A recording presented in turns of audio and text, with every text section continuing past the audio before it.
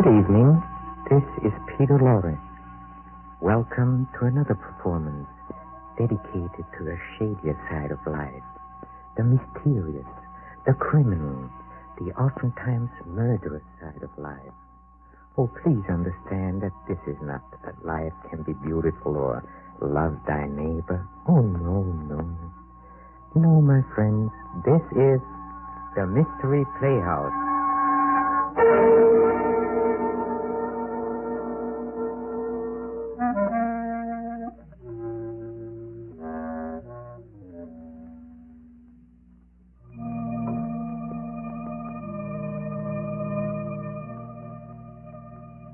There is probably no stranger, no more unexplainable source of mystery than the human mind itself.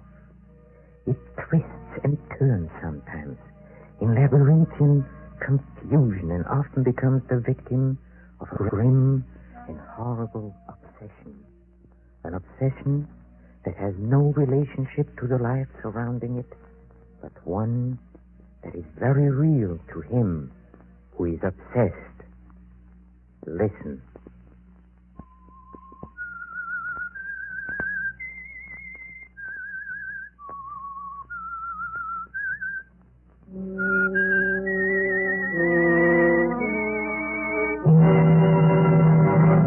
I am the Whistler. And I know many things, for I walk by night. I know many strange tales, many secrets hidden in the hearts of men and women who have stepped into the shadows. Yes, I know the nameless terrors of which I dare not speak.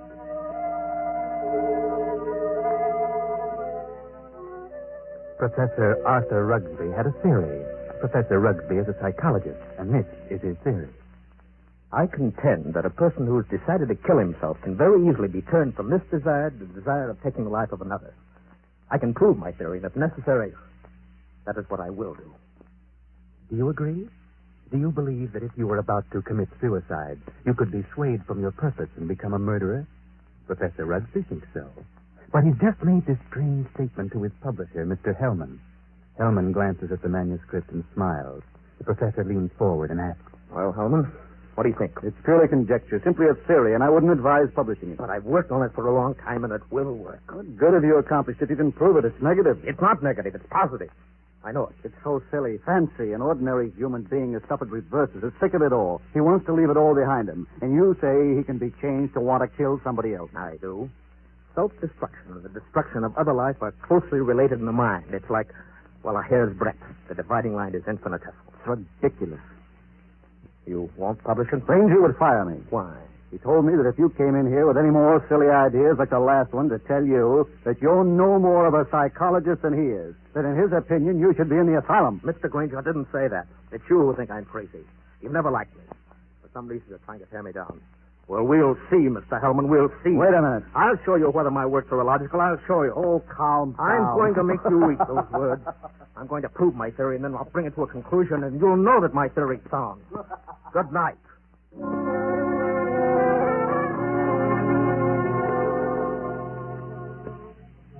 Professor Rugsby, seething with resentment, rushes from the office, strides angrily down the street, muttering to himself, and goes home late for dinner.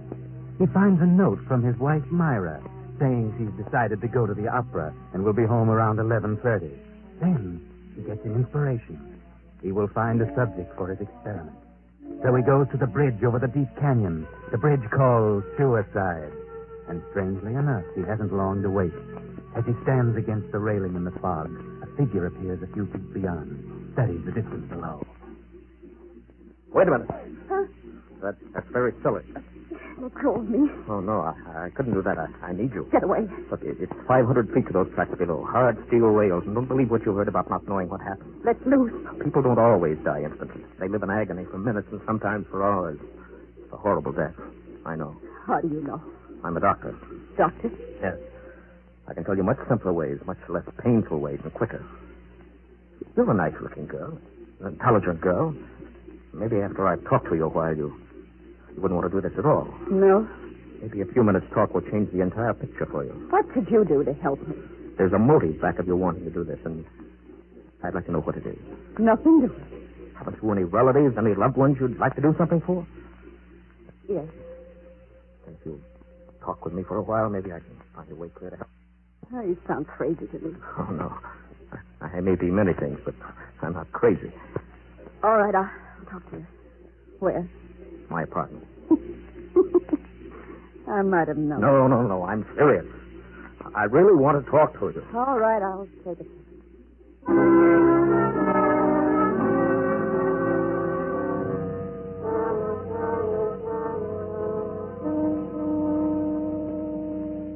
Now, first, you know that you're a very pretty girl, don't you? Yeah, that doesn't always mean so much. For the right man, it might. Yeah, that's what I thought. I found out it didn't mean a thing. Ah, then it was because of the man. I knew it. Really? How did you guess? Well, I'm a student of psychology. Student? You're a little past student days, aren't you? All right, then. I write subjects on psychology. I'm Professor Arthur Rubsky. I see. And you want to know what makes me tick. You want to know the reason behind my actions. That's right. I'd like to know what happened to make you want to kill yourself. Suicide is a mental aberration, you know. I'd like to know what preceded the decision to destroy yourself, and also what you thought up until that moment I stopped you on the bridge. What good will that do? You told me you were not broke, but also you said you had some loved ones you'd like to do something for. I meant I wasn't broke to the point of being hungry. I have a few dollars. But you suggested help to someone in larger terms. Yes, I did. Who was the loved one? My mother. You're her only means of support? You intend to kill yourself? Yes. That's being selfish, isn't it? Selfish? Yes, you're concentrating solely on self. Think so? What else? First law of human nature is self-preservation, right? Yeah, I suppose so. And the second law is the preservation of family. Yeah. So you decide to deny the first law, and you destroy yourself. And as a consequence, you deny the second. You leave your mother alone and in need. You indicate a form of insanity. What would be normal? To destroy the other person, the one who has done you wrong. Destroy him instead of yourself. Have you hurt him? No. But he has hurt you deeply. He's done the wrong, correct? Yes. Then the one who's done the wrong should be the one to suffer. You have no legal recourse. No, I'm sorry. I guess you would kill yourself and let your poor mother suffer because of the wrong of another. Why shouldn't he be the one to suffer? I suppose you're right. Why shouldn't he? What happened? Why not tell me about it? Were you married? No. He never seemed to find time to get around to marriage. What's your name? Gladys. Gladys Tanner. How long have you known him? Almost 4 years. And you always thought he meant to marry? Yes. Until? Until 3 weeks ago. On July 1st, he had to leave town for a week on business. He said he was going to Kansas City. When he came back, he seemed too busy to see me. And a week ago, I found a snapshot along with several others in a desk at his home. May I see it? Certainly. The picture of him and another woman. But the picture was not taken in Kansas City. No? It was taken on the beach at Atlantic City, and it's dated by the finish of July 3rd. Since his return, he's refused to see me, and yesterday he finally said he didn't care to see me anymore. So I better forget him. It isn't so easy as that, is it? No. I figured I'd done something. I blame myself. Do you know the blonde woman in the snapshot? No. There must be a woman he's met recently. You've known him for 5 years. I don't think you're to blame. He's the one who's in the wrong, and he should be made to suffer. How? Well, you were going to kill yourself? Why should you? Kill him instead. He double-crossed you. He deserves it. Let me go in a little deeper into the situation. Whenever a person has reached a conclusion, it takes a while.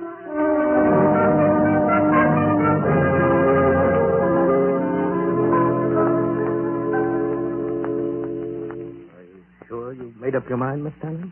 Positive. No. If you're careful, you won't be caught. But whether you are or not, I'm giving you this check for $1,000. Made out of cash. To be sent to your mother only after the man's dead. Write his name on this pad. There you are. Now, I don't know what's happened with the newspapers. I'll withhold payment until I learn that you've gone through with it. It'll happen tonight. Very well. Are you're sure you're determined? Absolutely. Nothing could stop me. Now, I'll tell you my reason for this. I'm a psychiatrist. I've had a theory that a person bent on suicide was akin mentally to a person bent on murder, and that the difference between the two was so slight that the suicidal desire could easily be changed to the homicidal desire. And that's what's happened to me? Exactly. Well, now that I know what you're getting at, suppose I change my mind again. Yeah, you won't, I know. Here's a small revolver. It'll fit easily into your purse. It's all you need. Wipe your fingerprints off and leave the gun near the body. Oh, goodbye, Dr. Rooksby. Goodbye, Gladys. And good luck.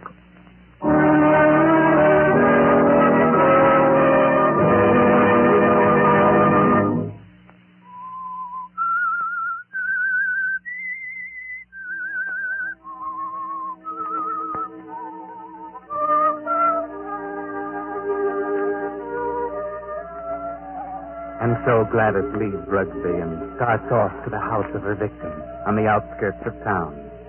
Rugsby stands for a while lost in thought, then takes his hat, steps into the street, and 20 minutes later he stops his car a block from Hellman's bungalow. Remember Hellman, the editor who ridiculed the professor's theory?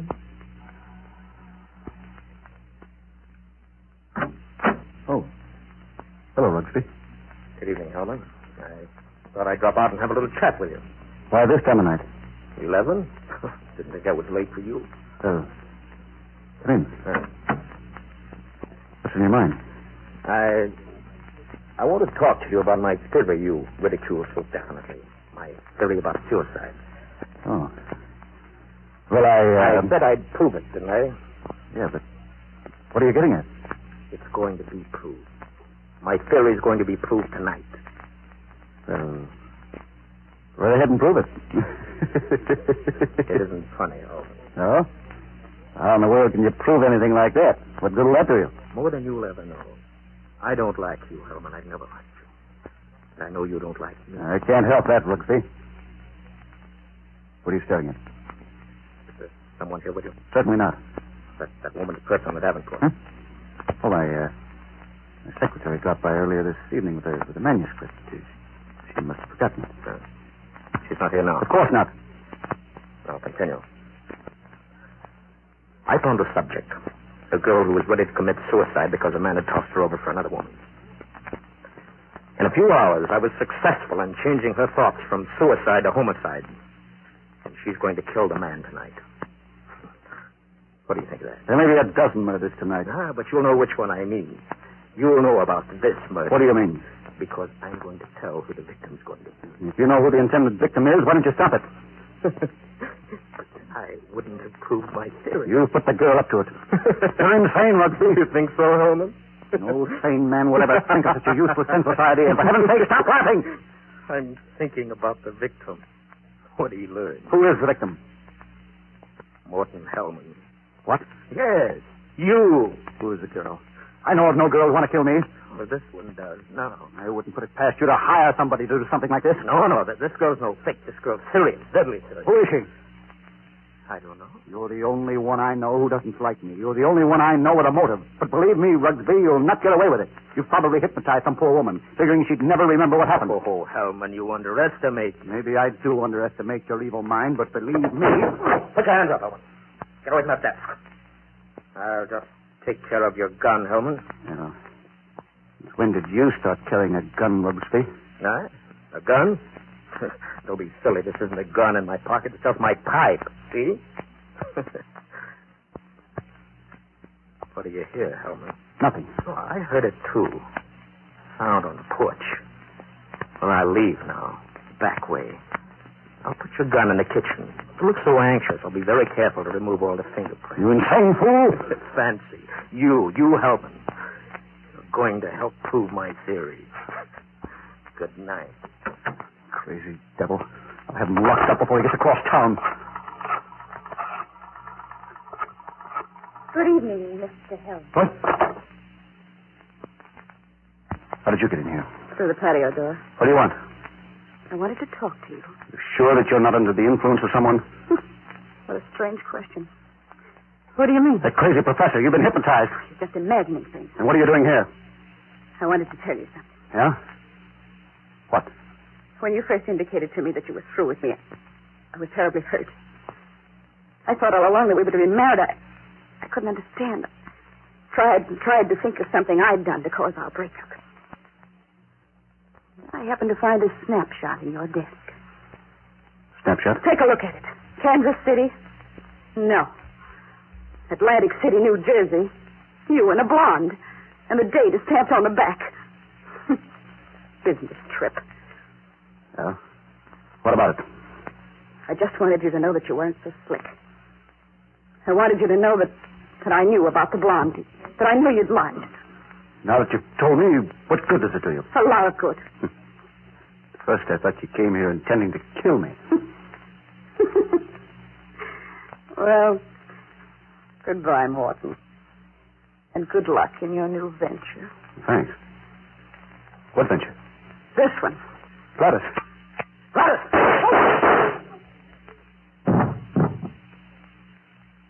And wish me luck in mine.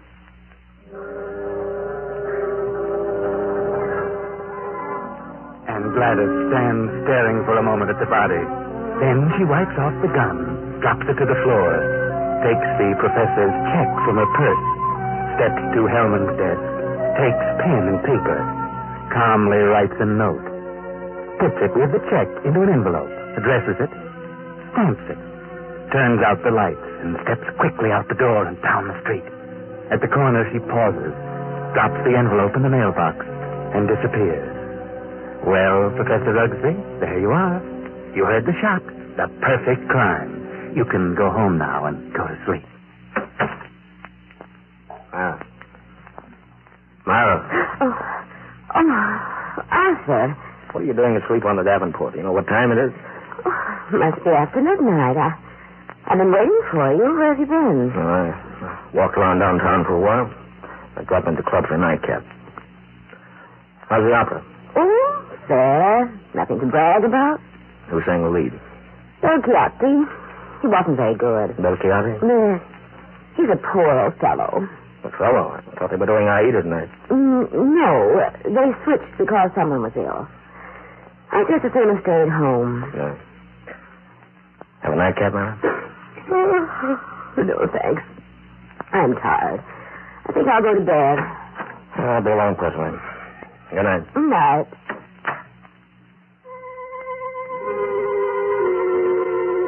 Well, Professor, it's been a great day. A triumph for you. Your theory proved and nothing to be traced to you. The one perfect crime. He sits over his drink for a while, then turns out the lights and goes to bed. The night passes and morning comes. The professor rises cheerfully and prepares for breakfast. I'll get it, Myra. Yes? Are you Professor Rugsby? Yes. May I come in? I'd like to talk with you. Oh, of course. What is it? Is your wife in? Yes. I'd like to see her, too. Who are you? I'm Lieutenant Davis, Detective Headquarters. What? What do you want? Will you call your wife? Oh, why, certainly. Myra, what's this all about? What is it, Arthur? This is Lieutenant Davis from Detective Headquarters. He says he wants to talk to us. Oh, really? What about? May I ask where you were last night, Mrs. Rugsby? Why, certainly. I went to the opera. What time did you get home? Oh, I imagine it was around 11 or shortly after. Were you at home last evening, Professor? Well, I was at the club and got home about 12:30. What's this all about? Do you know Morton Hellman? Certainly. What about him? He's been murdered. Murdered? Good Lord, when? Around midnight last night. They found him this morning. Terrible. I've known him for years. He was editor-in-chief of the company publishing my writings. I'm a psychologist, you know. Yes, I know. But what do you want to know from us? Well, we weren't connected socially with Hellman, just in business. Did you know him, Mrs. Rugsby? Yes, I knew him, very slightly. Do either of you know of anyone who'd have reason to kill him? Oh, certainly not. Everyone thought highly of him. Did you ever hear of a girl named Gladys Tanner? Gladys Tanner? No. Did you know of a Gladys Tanner, Mrs. Rugsby? No, who is she? She went with Hellman for several years. They were supposed to be engaged. For some reason, it blew up because of another woman. So what? Is this your purse, Mrs. Rugsby? Well, of course it is. That's the one I gave you last Christmas, Myra. Why, yes, Oh, I must have lost it downtown. Where did you find this, Lieutenant? At Hellman's home. Hellman's home? Well, how in the world did Good it... heavens, but We how? found it on the sofa. I can't imagine how it could get there. And this is the revolver that killed Hellman. Found on the floor beside him. No fingerprints on it, however. What? May I see it? Why, Myra, this is your gun. Well, I bought this for you 2 years ago when I went away on that lecture tour. Yes, I think it's mine, but it just doesn't make sense. Did you have the gun in your purse when you lost it last night? Why, perhaps I did. I'm so confused now. I can't Well, remember. think, Myra, think. Oh, this is terrible. Yes, I know. Oh, dear, I feel ill. Did you ever fire this gun? Yes, once last year up in the mountains. I wanted to see how it worked. Ever reload it? Why, no, I didn't. When did you see it last? Oh, yesterday. And you've never reloaded it? No, I've never reloaded it. Just didn't think about it. Maybe I did put it in my purse. I don't know. And whoever found the purse may have used the gun to... Oh, I just can't seem to think. This gun misfired on the first 2 shots. The other 3 killed Hellman. This is the most amazing piece of coincidence I've ever heard. Why would my wife want to do such a thing? Why should she go to Hellman? She hardly knew him. Are you sure about that, Professor? Of course I'm sure. Well, I'm sorry to say I think she's lying. What? Well, this is ridiculous. This is going to be a shock to you, Professor, but here is a snapshot we found on Hellman's desk, taken in Atlantic City last July. Good heavens. Why, this is you, Myra. You and Hellman. Why, you were at your mother's in Florida in July.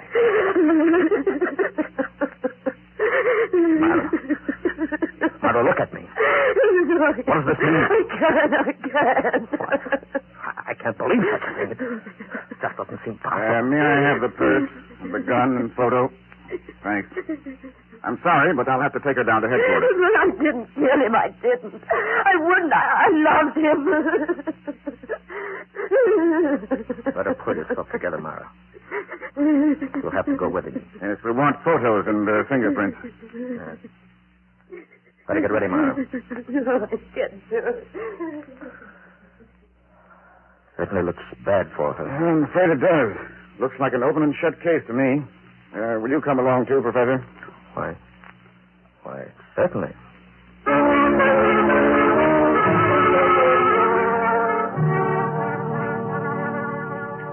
Now, it's several hours later at police headquarters. They've taken fingerprints of Professor Rugsby and his wife, Myra, and questioned them both. And Rugsby is just about to leave with a gloating smile on his face when an officer steps in and speaks softly to Lieutenant Davis. Lieutenant. Yes, Rankin. I stayed at Professor Rugby's place, as you said. Look things over. And a few minutes ago, this special delivery letter came for the professor. This'll knock your eye out. Read it.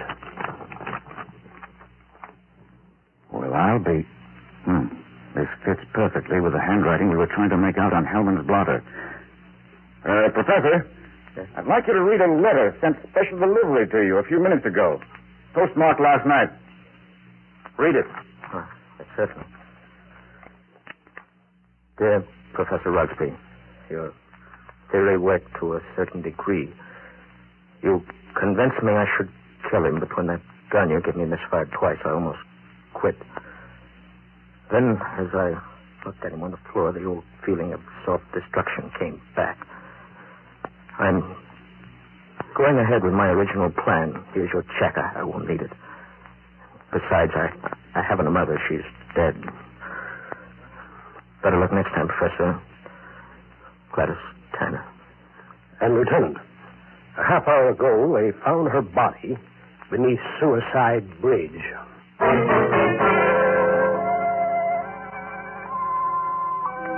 Well, it all worked out beautifully for the professor, up to the point where he changed his plans. And that was at the moment that Gladys Tanner showed him the snapshot of Hellman and the blonde girl on the beach at Atlantic City. The professor wasn't really going to let the girl kill Hellman, but when he saw the snapshot and recognized the blonde as his wife, Myra, he started to change. And when he visited Hellman before the shooting and recognized his wife's purse, he was doubly determined to see Hellman killed and place the blame on his wife, Myra. Yes, it would have been a perfect crime, perhaps. But he sacrificed his theory for revenge. The whole thing backfired and caught him. The girl wished him better luck next time. There won't be a next time. Not for the professor. I know.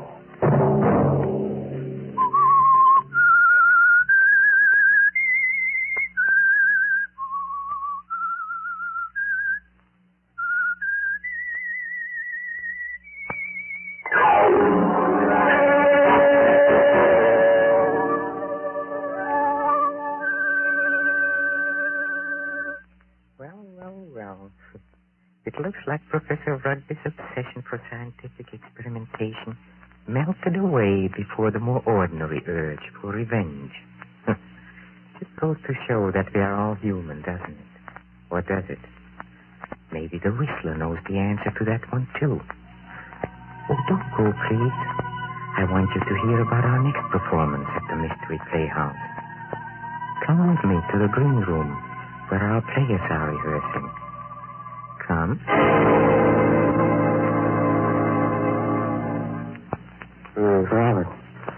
Robert, before leaving the theater tonight, someone told me that you and Julie Winthrop are going to be married. True? Yes, we'll be married in 2 weeks, right after my wife gets a decree in Reno. You must not marry Julie. Not marry Julie? Oh, who are you to tell me what I can do? I know Julie well, and I also know you. That's why you must not marry her. Self, it might be better for you to mind your own business. Julie and I are in love with each other. No, you're not. She's fascinated by your good looks. She's impressed by your fame, but she does not love you. Now, look here. We may be old friends, but I've said all I'm going to. Wait a moment. I get it now. You're in love with her yourself. I'm in love with Julie. No, we are just friends. Friends? You're madly in love with her. That's why you came here tonight, isn't it? No. Friends. What? You're laughing. You in love with a girl like Julie. Why should my love make you laugh? Oh, so you admit it, huh? All right, I do. Why is it so funny? Do you think she'd have you? You, a clown, ugly, clumsy. You in love with Julie? And why not? Why not? You! You're laughing. Stop it. Can I? Look at yourself. Let go of me. No. You're choking. Let go. A joke, huh? A joke. Laugh. Go ahead. Laugh now. Laugh.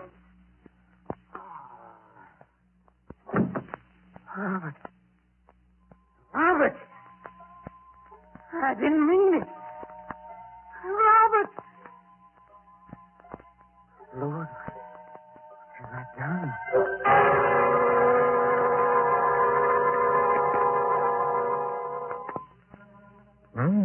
That might be worth listening to.